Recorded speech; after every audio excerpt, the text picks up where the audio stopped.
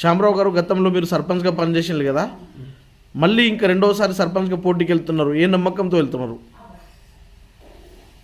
అందరికీ నమస్కారములు. నా పేరు కదం శ్యామరావు, గ్రామం మాటయం, మండల్ బైసా.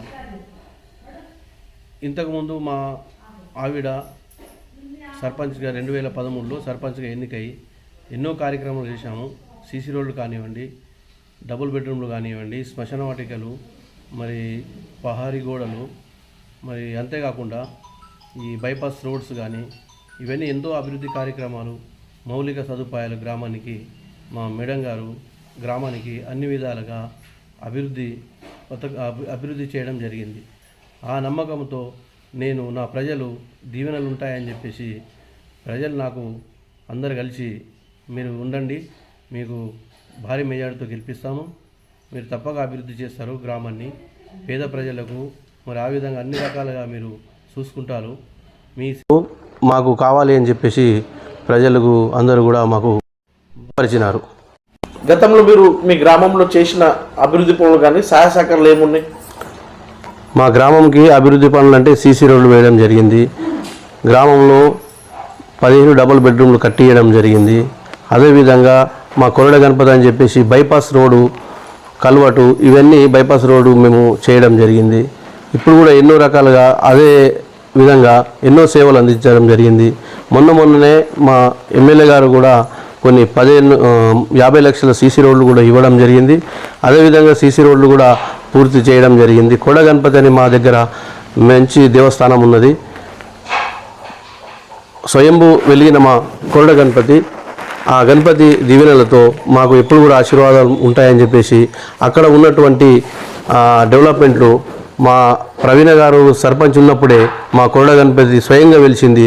దానికి ఎంతో డెవలప్మెంట్గా చేయడం జరుగుతుంది. ఎన్నో నిధులు ఇప్పించి కూడా మరి ఇప్పుడు సీసీ రోడ్లు కానివ్వండి అక్కడ మొత్తము వ్యవస్థను చేయడం జరిగింది. ఇప్పుడు మా పేద ప్రజల కోసం కూడా సేవలు అందిస్తూనే ఉన్నాము.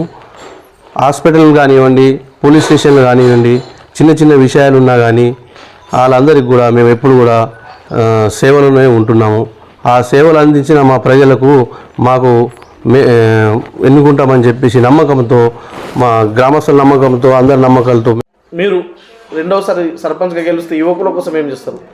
మా గ్రామస్తులు ఉన్నటువంటి యువకులకు కానివ్వండి, నిరుద్యోగులు కానివ్వండి, మరి మా గ్రామంలో ఉన్నటువంటి యువకులకు ఒక వ్యాయామశాల, క్రీడా రంగంగా కల్పించి దానికి ప్రాధాన్యత ఇవ్వడం జరుగుతుంది.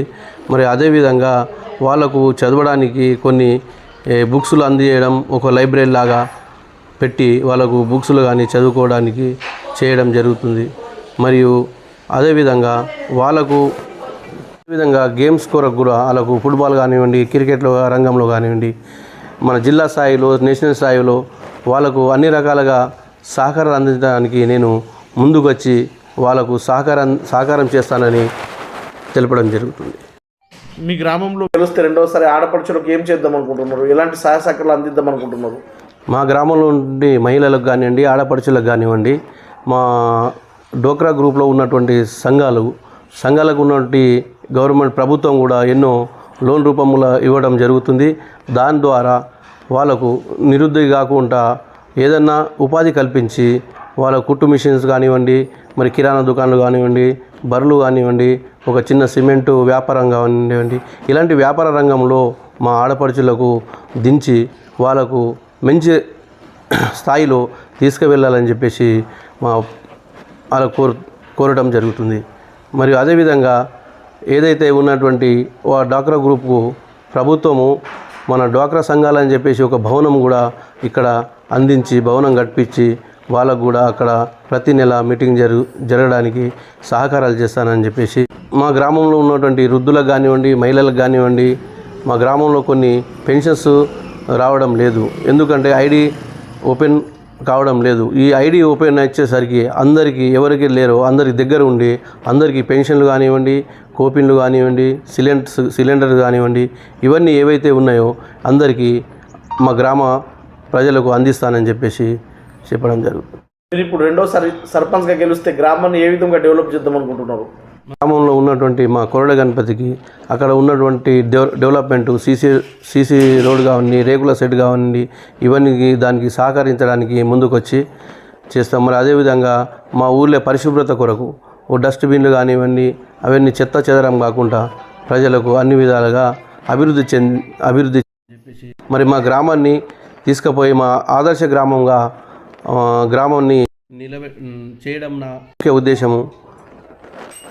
మరి మా ఊళ్ళో ఉన్నటువంటి గ్రామంలో కొన్ని దేవుని కోసం కానివ్వండి, వేరే విషయాలు కానివ్వండి, అక్కడ ఉన్నటువంటి మా ఊళ్ళో సీసీ కెమెరాలు కూడా అక్కడక్కడ ఫిట్ చేసి ఏ విధంగా లోటుపాటు లేకుండా ప్రజలకు అన్ని విధాలుగా అభివృద్ధి పథకంలో తీసుకెళ్ళి మరి మా గ్రామంలో ఉన్నటువంటి కొత్త కాలనీ ఏర్పడింది.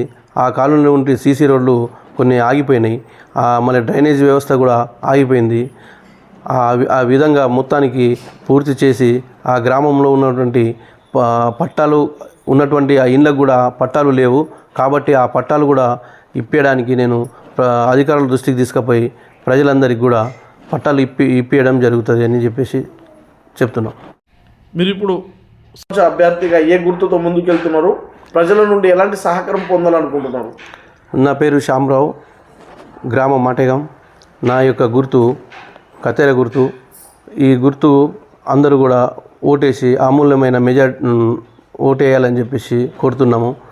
ఈ ఆడపడుచులు కానివ్వండి, రైతులు కానివ్వండి, యువకులు వీరందరూ కూడా నా కత్తెర గుర్తుకు ఓటేసి మీ యొక్క అమూల్యమైన ఓటును వేసి మా భారీ మెజారిటీతో గెలిపేయాలని చెప్పేసి మీ అందరికీ నా యొక్క ధన్యవాదాలు తెలుపుతున్నాను.